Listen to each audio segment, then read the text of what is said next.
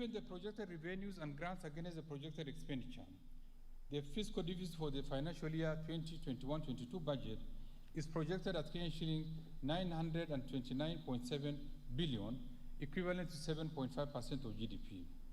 This fiscal deficit is lower than Kenyan shilling 976.2 billion, equivalent to 8.7% of GDP in the financial year 2020-21 budget.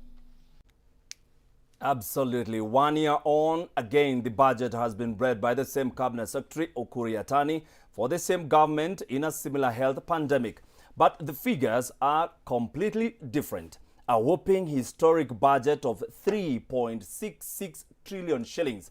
This is the second last budget President Uhuru Kenyatta is overseeing. Among the highlights of the 2-hour reading at the Parliament earlier today, ministries and state agencies have been given up to June 30th, 2021 to pay all pending bills as the CS promised to increase the debt ceiling. We will tell you what this means. Also tonight, we will talk about why 2 former Chief Justices have slammed the President. This is just the tip of the iceberg now of what we have lined up just for you on Tipping Point this evening.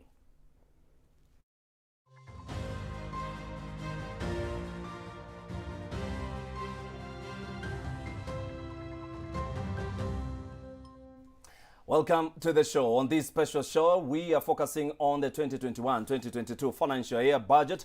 We have in studio the Member of Parliament, Nambale constituency, Sakwa Bunyasi. Joining us also is Member of Parliament, Suba North constituency, Millie Odhiambo, and economist and public policy analyst, Winnie Nkadha from the Institute of Certified Public Accountants of Kenya, ISPAC. Ladies and gentlemen, what stood out for you both? Let's start with Mzee of the House. Mheshimiwa, what stood out for you? First, of course, it's the size of the budget. Yes. Clearly at 3.6 plus. That's huge. And two, what one worries about is exactly what you're hinting at during the break is how the hell are we going to finance that? I think that was one. But two, I was conscious of the fact that it is the president's last full year in office. He'll have part of next year. He may yet have another budget next year, but everybody will know that he won't implement it anyway fully. True.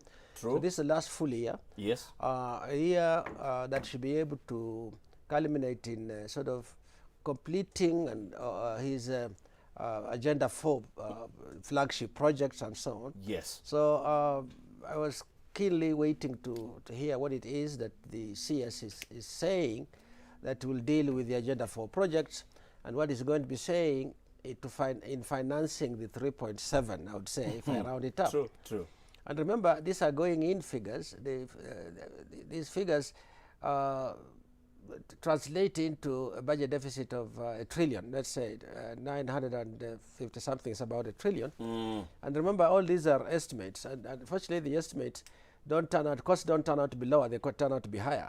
And revenues always turn out to be lower. So Yes. that gap can get bigger. True. And since I'm somebody who's interested in at a public policy level in debt, public debt, I was sort of waiting to hear how is this going to be funded.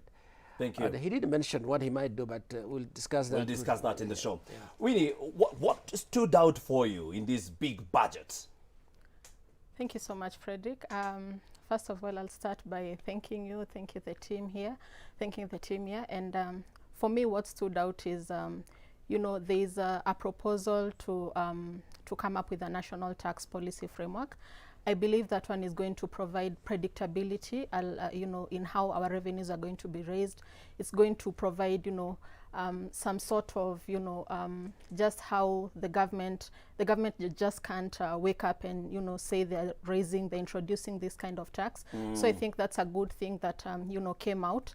And for me, the 14.3 billion that we expect, to be set aside for the management of COVID-19. I think that's a good figure. That's a good, a good gesture from the government. However, it's still not enough. So those are just some of the things that stood out for you. Yes. There's so much that stood out for us here in the studio. I'm telling you, I have so many notes. You have no idea. I've been writing the whole day. what our CS was talking about. My name is Frederick Muitediri. My sign language interpreters tonight is Tracy Dorcas and Teresia Washira. And we start the discussion.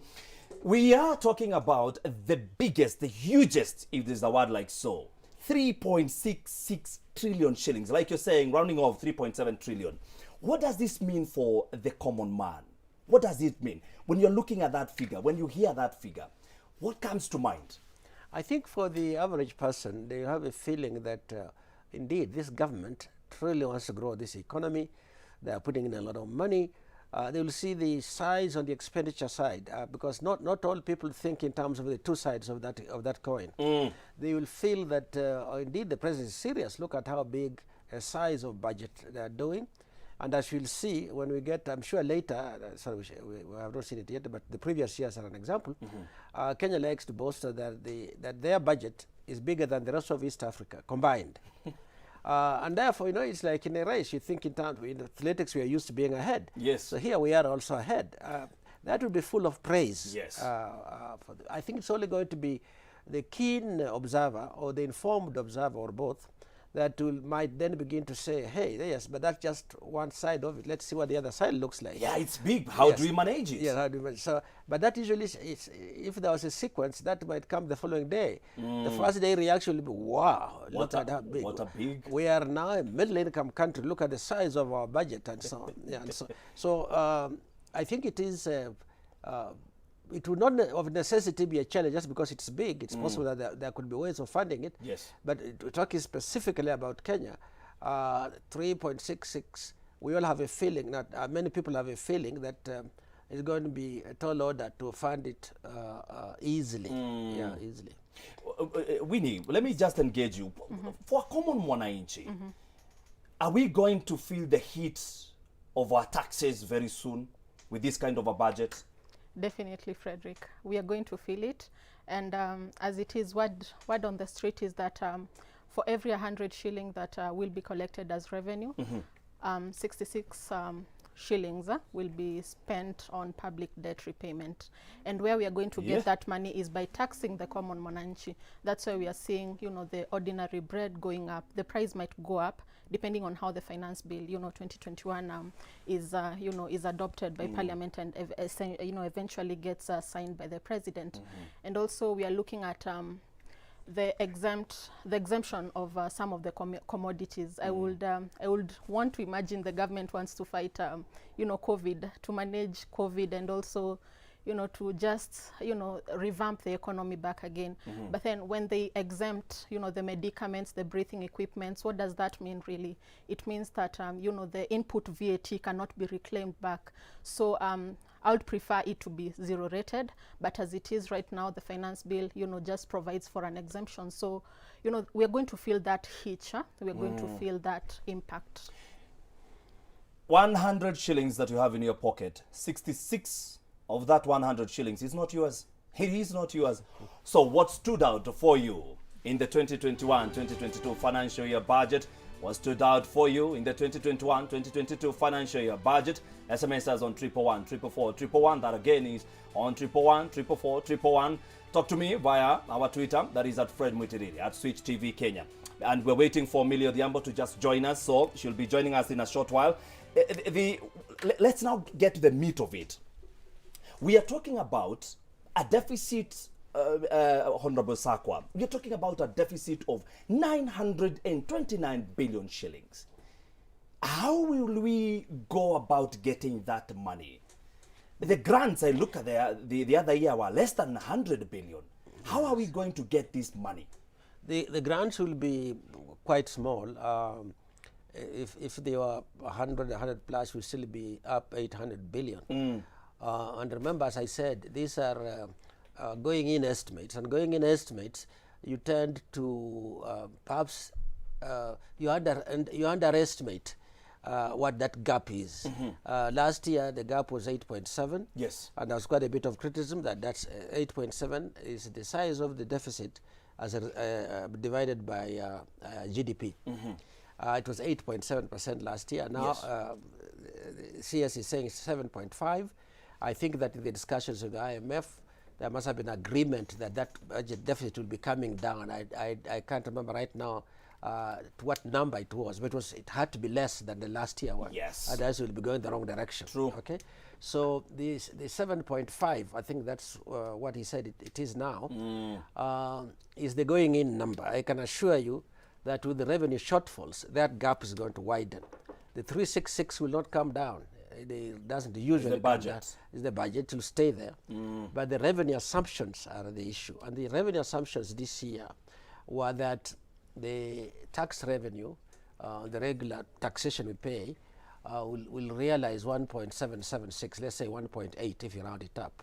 Although we should round it downwards in this case, but let's round it up to 1.8 trillion. And that 200 billion, 2 point something actually, billion, will be, not 200, yes, 200 billion, 210 billion would come from what they call A&A, which is the cost recovery, you know, what agencies charge as revenue and so on. It's not a tax on us. It is when you use a service and, you know, there's some cost sharing, that money goes into government. So those two put together is 2 trillion, 2.09 trillion revenue, and 1.366 budget. That's quite a gap. A figure. Yeah, that's quite a figure. And then there are grants, there are other inflows and so on, which leave a net gap of, let's we use these numbers, 900 and something billion. That's a big number. To fund that, it's only one source of funding, which is the taxes. Yes, taxes. But now you have taxed it enough. You have gone up to 1.8 trillion. You can't do more. There are no surprises. So you go and borrow. And there's nothing wrong intrinsically with the borrowing. But what do you do with borrowing? Now, the only challenge now with the borrowing, yeah, that's exactly a very valid question.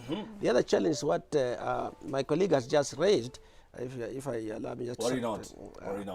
The other challenge with that is that you are paying for the income stream, which is that's how we okay, let us, for the budget stream, for every 100 shillings you collect, 66, I had 65, but don't worry, these numbers are they keep changing. They're about the same. One and the same thing. Yeah. 2/3 of it is going to pay taxes. Only 35%, 35% is remaining to do everything else. Development, paying that's the right, wage, yes, public yes. wage And bill. for you who is paying, that's money that you could have used for school fees, you know, for feed, for medicine, for travel. It's being taken. You squeeze the household side. The government is squeezed too, because then the government has to go out and borrow even more to be able to meet the 900 and something billion that is going to remain. Adding to the stock of debt, maybe next year June, out of over 100, it will no longer be 66. It may be 68. Yes, could or be even 70. Could be 70. Of course, these figures are net, by the way, meaning that you pay back and you borrow more, but the net grows. The net is not decreasing. So yes. the net is keeps positive. Going up. It keeps going up. So we are in a bad place. What they do in that is the word. We are in a bad place. Yeah, I think we are. In terms of debt politics. When your rate is the 66 moves to 70, meaning that 70 shillings out of every 100 you collect what goes into debt payment, then you are in debt distress. That the risk Quite a distress there. Yeah, the risk that you can get into difficulty is much greater. You only survive by being able to borrow more, and that's why you bring in somebody like the IMF to help force you, let's use small f, because if I say with capital F, the government will say we were not forced, we have agreed. We're not coerced. Yeah, we're not coerced, we just agreed. Yes. But what happens then is that they would worry that if one fundamental doesn't go right, if your exports don't go well, your foreign exchange goes down, you won't have it. If COVID strikes even more bitterly, your tax targets may not work out. We keep, let me just cut you short. We keep missing 200 billion every year from what we have observed over the years. We keep missing 200 billion shillings. now we have allocated how much? 669.6 billion shillings to development. Are we going to even see this money going to development in any way? Winnie? We have missed over the years. We keep missing 200 billion every year, around 200, 190, 200. Are we going to see any development in the next 1 year with this kind of collection? First of all, maybe I can approach it from this angle, Frederica. Our revenue from the financial year 2017-18 to the current financial year, they've, on average, they've grown by 7%. And our debt repayment, remember we are paying our debt from this revenue that we are collecting. That amount has grown to about 30%. And, the county allocations, they've grown to an average of about 5%. So definitely, I want to believe, okay, I don't want you don't want to look like you're on their side. It is okay. It is 7% growth for revenue and 30% growth for debt servicing. That clearly shows where our priority is, and that is debt servicing. So for how long are we going to really press Mwananchi? For how long are we going to borrow?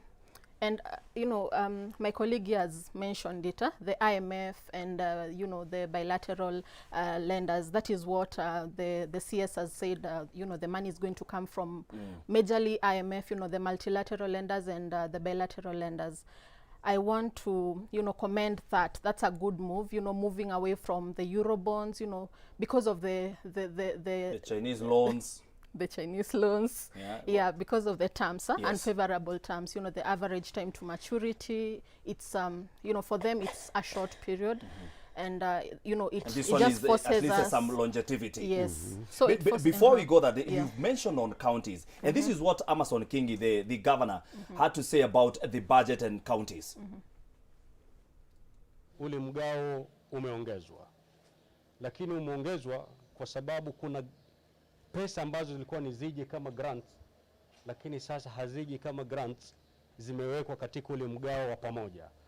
Kwa hivyo hiyo ni kitu ambacho sisi kama serikali za county tunasema kwamba ni kama tunapatiwa na mkono huu na tunapokonywa na mkono ule. Manake zile pesa ambazo zinapatiwa kwa sasa ni pesa ambazo zingine nyingi tayari zilikuwa zinakuja kwa county.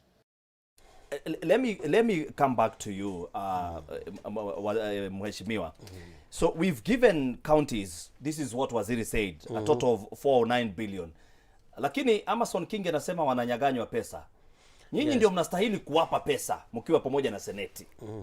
Now, what happened last time when there was a challenge, when there was a difficulty in agreeing to a revenue sharing formula, the executive came up with a very ingenious solution. The counties were stuck at about 318 billion or thereabouts. I think it was 17, 18. Yes, 17, 18. About 318 billion shillings or so. And the counties wanted more. I think they wanted 350 something or nearly 360. Yes. Then suddenly the executive comes out and the president announced that he has a solution. He promised them a solution. He says, I will guarantee you, let us agree to what we have now. But beginning the next formula year, that we have right now. Yes, but beginning next year, I'll give you 370. Now, many of us were saying, where is How the are you money? going to get that money? Because just a few years earlier, when they were asking for money, you were saying, where do I get the money? I don't have the money. remember that. Period. You remember I remember that? him saying definitive. that. But they had an ingenious solution, which was that the conditional grants that are normally given, over and above the 318 that was being given, they go to counties but dedicated to what they must do, was now collapsed back into the share of revenue. Yes. And it went up to 370. There are still a few more conditional grants that will move it about the 400 that you might be talking about now. Say. Yeah. So the counties say, hey, but we've been receiving this money anyway. So you have now just collapsed it in here. That's what we've been getting. We have been getting throughout. it, and that conditional grant for which you are sending that money is no longer being funded. So you have moved the responsibility to us and brought the money with it. That's not what they were asking for. They were asking for a net increase in the amount of money over and above the conditional grants, and that's the national government was not willing to do that. That's what he's talking about, and I'm sure they will be still unhappy because indeed one thing that we tend to forget is that 47 counties of Kenya are equal to the Republic of Kenya. The population of 45 million comes from these 47 counties. So you have the total population of Kenya, and you have the entire territory of Kenya in the 47 counties. Some people tend to look at a transfer to counties as if it was a net leakage or loss, as it were. And yet they are very critical, fundamental responsibilities in health, in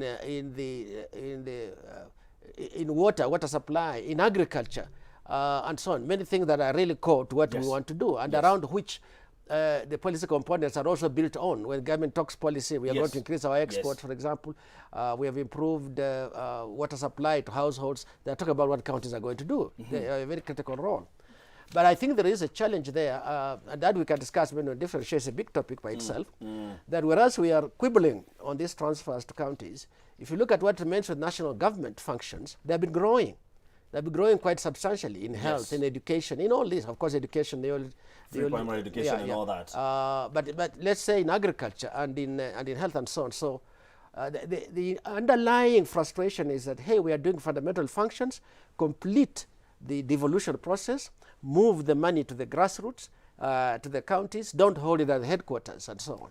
Should governors be happy? Because Waziri is saying they are receiving in last year, 2020-2021, they received 353.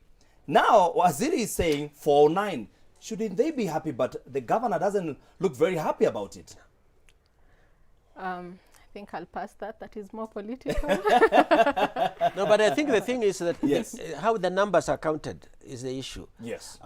When Waziri says they got 353, they counting everything that came from the national government. Yes. Part of it through the revenue sharing formula.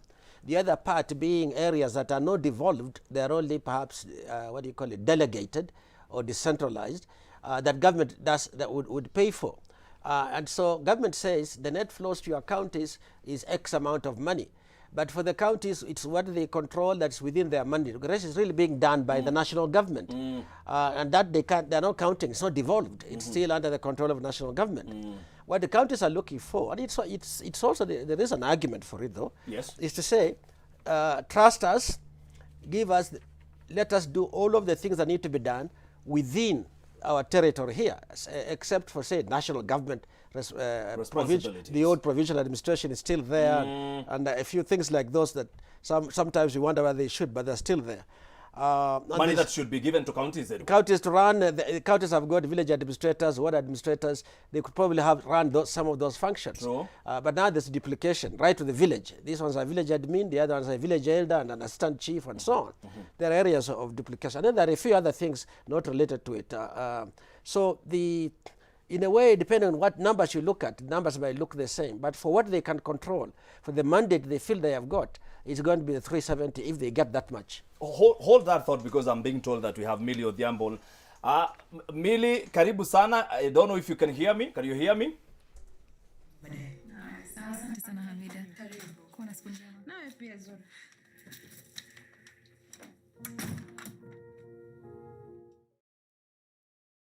Us will be coming back with her in a short while. And the big question is, MPs are liable to this budget. And we will be asking the two MPs that we are with them here in studio, how can they help Mwananchi to make sure that our pockets remain the way they are supposed to be? Question of the day: what stood out for you in the 2021-2022 budget? What stood out for you in the 2021-2022 budget? Talk to us on 111 444 111 or at Fred Mwitidiri. Also at Switch TV Kenya. We are taking a short commercial break. We'll be back with more in a short while. Don't go anywhere.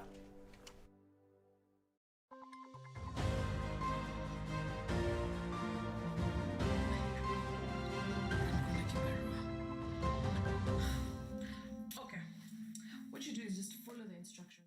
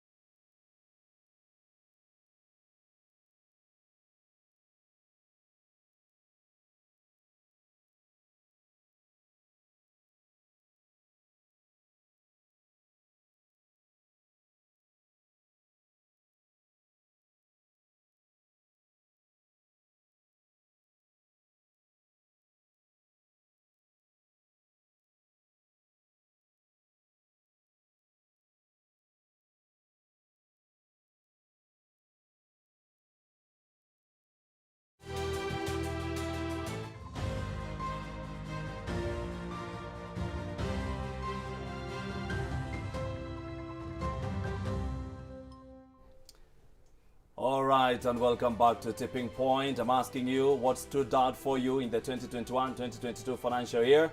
What stood out for you? Talk to us on 111 444 1. That is 111 444 111. Earlier on, we heard the Member of Parliament of Dagoretti. This is John Kerry, and this is what he had to say before reading of the budget. Ours is to make law, to allocate fund. Now, when we talk about doing a new budget for a new financial year, when we have not met the commitments of the previous year, then it presents itself as deception or a PR exercise of just reading a document. If we cannot honor the commitments of a previous year, then it beats the purpose for making new commitments. So members of parliament had been of the opinion that it would be sacrilegious for us to sit through the reading of a new budget while CDF arrears was still standing for previous years. All right, and that is John Kerry speaking to us earlier today. And I'm telling you, it's been a conversation. Members of Parliament had said that they will not allow the CS to read the budget if their money, 11 billion shillings, I remember that, 11 billion shillings is not paid, the CDF money from last year's budget. Now, we are joined by Suba North Member of Parliament, Millie Odhiambo. And Millie, welcome. What stood out for you in today's budget? I would want to say, if you actually listen to my comments when I was talking about the budget, that I was hoping that we got a budget unusual, but it was more of a usual budget. But I'm not complaining because I understand the circumstances under which this budget is being done. We are dealing with the ravages of COVID-19 that has affected the economy. We are dealing with legacy projects which the government is seeking to deliver. And we actually had other challenges in the last year. The fall armyworm, we had, different issues, flooding and all that. So if you look at that, I actually indicated that I wouldn't love to be a CS for Treasury at such a time as this. It's a difficult period. And he agreed to, when he was talking about the budget, that it's a very delicate balance. So really say that something stood out. There was nothing like that stood out there. It's basically a balance, a budget that tries to balance, the challenges that we are dealing with, seeking to look at recovery post-COVID, while at the same time dealing with the issues, projects that are pending bills, including CDF ones. So it's a challenge. So I wouldn't say anything stood out. I'll just say that it's a budget that seeks to really cushion Kenyans and forge ahead in difficult times. Let me just ask you this question. The CS is telling us that the economy is going to grow above 6%, but we have seen the economy growing at a slow speed of less than 1%. Are we going to see an economy that is going to expand, knowing and having this fact that COVID is still here with us? Is being cautiously optimistic, but the reality is that, and when you are a leader, you must also try and give people hope. You can't tell people, you guys, we are going to go through difficult times, we are going to have a difficult challenge, challenging years ahead. But what we are actually saying is, what he was saying is that, there is hope. If and the hope is actually anchored on getting vaccines and getting enough people to be vaccinated, so that the vaccines are no longer just about a health issue, but they actually, what you would say would be triggering an economic recovery. So I think in that sense, that's why it's hopeful. But if you were to focus on COVID alone, then I would say that it's being very optimistic.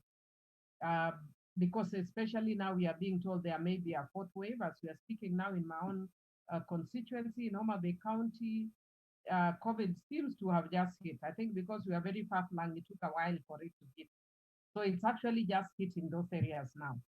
And it will take a while again then now to develop the herd immunity and also to get people vaccinated. So there's still going to be a bit of challenging times ahead. Yeah. All right, let me bring in Honorable Sakwa. Sakwa, you were to disrupt the reading of the budget. Was it because there was a relief that there's some money that you are given as members of parliament, especially CDF?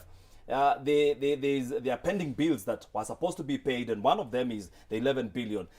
Was it because you were given some money that you decided CS continue?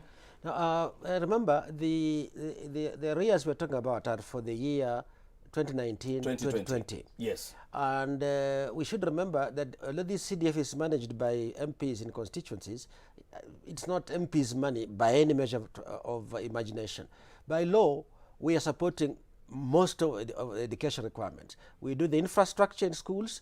We provide bursaries to secondary schools and colleges and universities. We are doing the sanitation, everything you can think of from primary, other than Chekechea that's done by the county government, all the way to supporting the students in tertiary education. And then we also support the chiefs, and they don't have offices, the police. We support all those things. So it's a continuous stimulus injection in the local economies. And the money is spent locally. We have artisans and skilled people who are hired from within the areas. So it really helps sustain. Yes. When they don't finance it, it's actually shooting oneself with the foot. And I think Honorable Millie Odhiambo would tell you herself that she had very large areas at one time. They have reduced them, I think, or maybe cleared them, I don't know.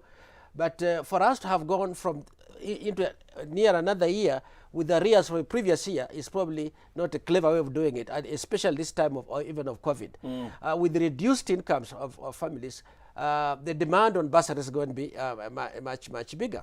Now, yes, that was pressure on the CS to clear the arrears so that we can get this money to go out to the constituencies. And in this COVID period, that's just, I think, what we need to do.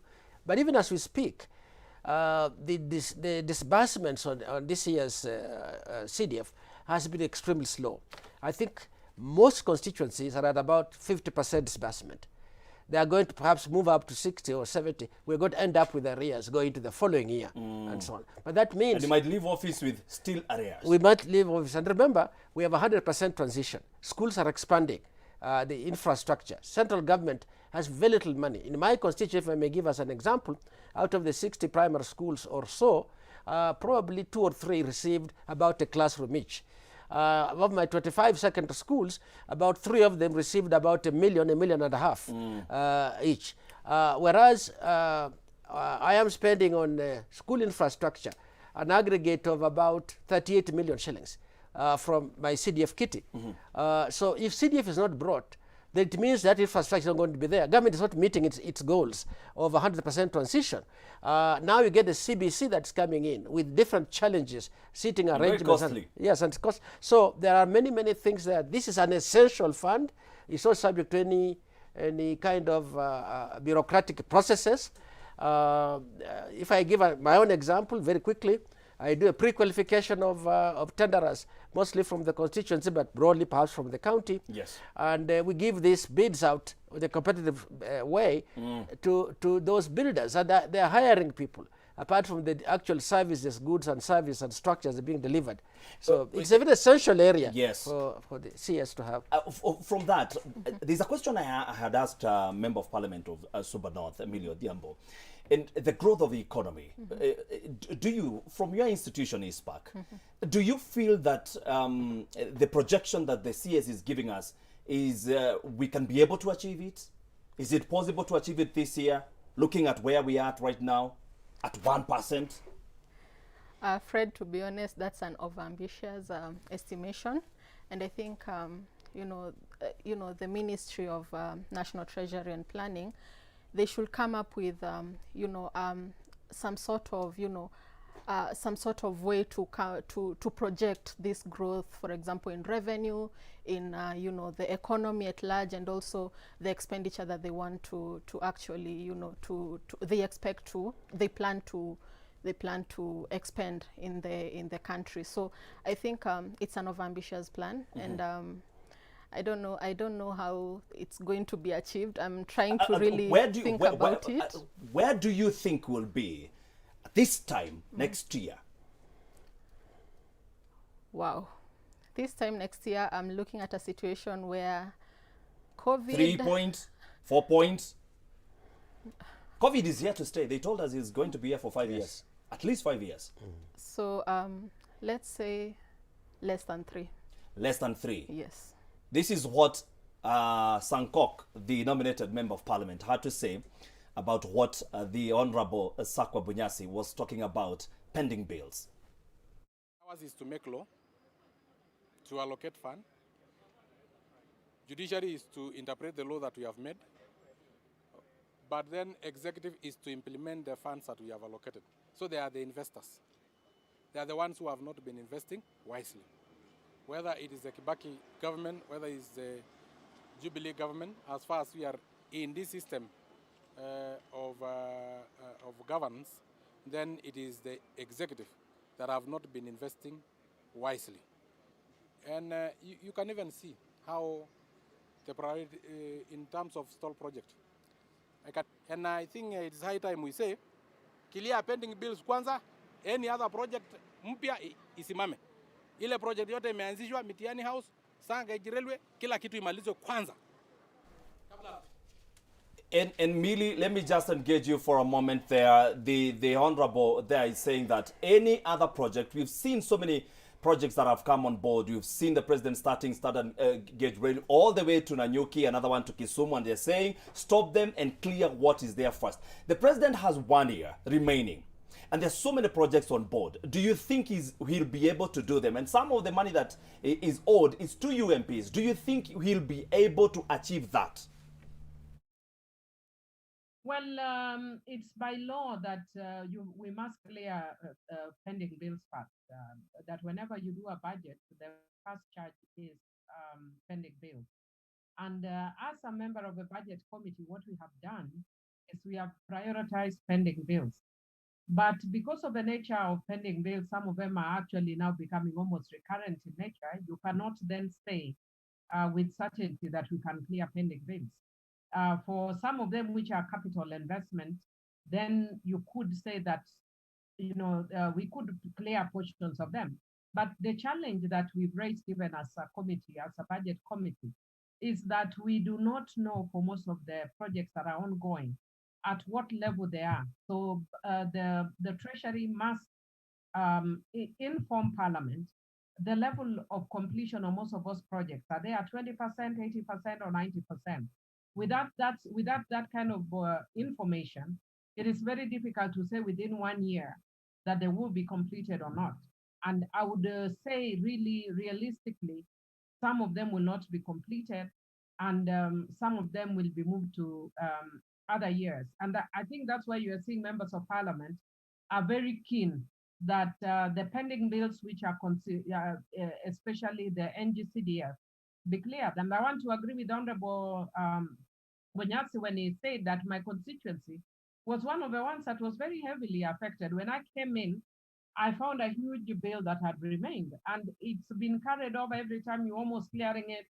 Then the budget period, kind of gets in, and so it becomes very difficult. We were just given 69, I think about 69 million. You can imagine, which goes back to 2017, 2018. If you go to my Facebook page today, you can actually see I'm posting programs dated 2017, 2018, because the money came in late, but my office has moved very quickly despite the money coming in late, and so we have done quite a bit of work. The other challenge I would want to say is that there are also projects that are given and the absorption rate is very, very low. So as a committee, we are also earmarking, those projects that have very low consumption rate, so that they give way to the ones that can move fast. But now the challenge, again, as I indicated before, is that we are doing this budget in a very, very difficult period. With COVID-19, a lot of the things are very difficult. Anybody would be cheating you. It doesn't matter what kind of economic expert you are. because no economic expert has ever had to deal with COVID, at least not in modern times. So really, what I can say for sure is and I've indicated that we need to be realistic, try to be more realistic about the challenges that we have and the situations we are dealing with, and even as we are giving people hope. And so yes, some of them will be completed. I don't think all of them will be completed. And before, because I'm being told you don't have a lot of minutes remaining so that we can have this final conversation. Millie, the government is proposing that we raise the tax, the debt ceiling from 9 trillion. As a member of the budget committee, is this tenable? We raise, as a budget committee, I think every year we have raised that as a concern. And what we have said is that we need to manage our own budget better so that we don't, we do away with this appetite for borrowing. And I can tell you, sitting from budget, there are items that we don't necessarily need to have in the budget. And that's why I was saying, even when I made my pronouncement on the floor, that we are making the budget as though it's budget as usual, when this is budget unusual. It's budget unusual because we are dealing with the pandemic that is affecting revenue collection. Many people have lost their jobs. So our revenue base has shrunk. So even revenue collection is a challenge. But then you see us still spending in areas that we don't necessarily need to spend on this time. If you ask me, actually, what we needed to have done is to make a sort of shock budget. And a shock budget for me would be a budget that, it's, let me equate it, say, to your own house planning. If for instance, you lose your job suddenly, unexpectedly, and you are used to having meat, then suddenly you must now have vegetables and occasionally eggs. But we cannot move on and consume in the same manner that we were consuming before. But we must, at the same time, find a way of cushioning the vulnerable. We must, at the same time, vulnerable, like women and children. Cases of sexual and gender-based violence have gone pretty high. We must find a way of dealing with the mental health. So yeah, for me, actually, that's what I would say, that the answer is more in looking at our budget and being more realistic in how we do our budget. Honorable Sakwa, are you going to allow the government to raise the debt ceiling from 9 trillion? Because it will mean that we'll borrow more. Are you going to allow the budget? As a member of parliament of Nambale, are you going to allow the government to do that? Okay, but let me just step back half a second. Yes. One, can we achieve a 6+% growth in GDP? Not likely. The reason, which is the figure for you? Most likely. 2.5. 2.5. Yes. She said 3. Yeah. So close. But the reason is that we had a very low with COVID. The slowdown, the economy was slowing down even before COVID. True. COVID made it even worse. Yes. And so from a low base, the 6% we got from a low base worked. But now when you get a second round of growth, with some growth before, 6% is a tall order. That's one. Two, the other thing I'd like to add is that, yes, let me go straight to this question. If you're running out of time. The debt ceiling. Yes. No, you know how it's, yes, we are going to approve that. You will approve. Yes, and the reason being, yes, the reason being that it's now embedded in the current budget that they're looking at. The 3 points. You see, remember, there's 900 to stop this budget. We are looking at the budget that has just been read now, okay, which we are going to debate and we'll vote on later, but it will be passed. The 900 billion or so is money that is essentially going to be borrowed, and there are other debts to it. If you look at pending bills that government has refused to pay for one reason or another is simply a way of forced borrowing, from the business sector. We are getting to agreement that you'll do this and I'll pay you so much, and I don't pay. So maybe you have done, it's a pending bill only when the service has been rendered, not the actual agreed amount, but the amount that you actually rendered services for or supplied goods for. When the government refused to pay, they are borrowed by force, so to say. And so if you add all of that to this, the borrowing is probably 1.5 trillion easily. So for government to run, it's likely that we will agree to an increase in the ceiling, and I'll tell you why that is not by itself a complete disaster. It's a problem for Kenya now. The reason being that if, as that ceiling is increased, the incremental borrowing comes from concessional sources, increasingly, for example, the multilaterals can do 30 years even, or even 40 years like the World Bank affiliates IDA, and a few bilaterals also do the longer term ones, that we get out of, she did mention getting out of the Euro bonds. They are short term, they are expensive, definitely, and some bilateral loans are also quite expensive. These are how we have been building our debt portfolio. You would need to go back and restructure this debt to create some headroom. Yes. And you can perhaps do that. I think we would need a real creative and creative balancing in the Treasury. Hold that thought. What does it mean when the MPs will raise the debt ceiling from 9 and most likely it will go to 12 trillion? What does it mean for the common mwananchi?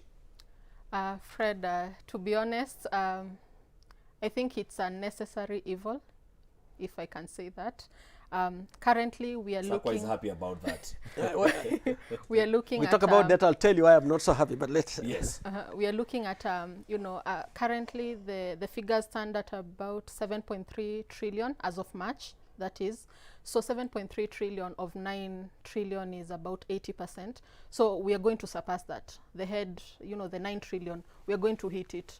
So we already passed it. We maybe. Maybe. Yeah. Yes. So I think it's something that we need to do, but I also agree that if at all we have to do it, of which we have to, we should do it, from consensual lenders, that is the World Bank, the IMF, and cheaper bilateral lenders, instead of focusing on the commercial banks, the Citibank and Standard banks, the international ones, just to, to look at the costs and also to look at the impact on the mwananchi, because then when we reduce, borrowing from the non-consensual lenders, the banks, as I've mentioned, that means we're going to prolong the period.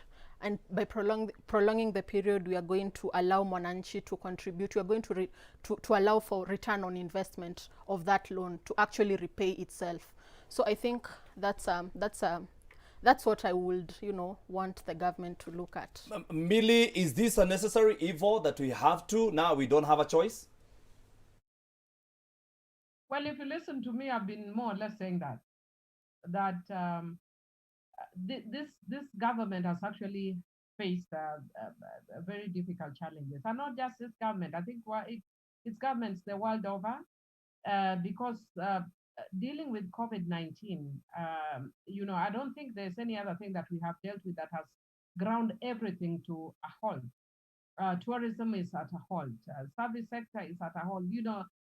So really our revenue base is has shrunk, and so borrowing we have to. It's kind of a necessary evil.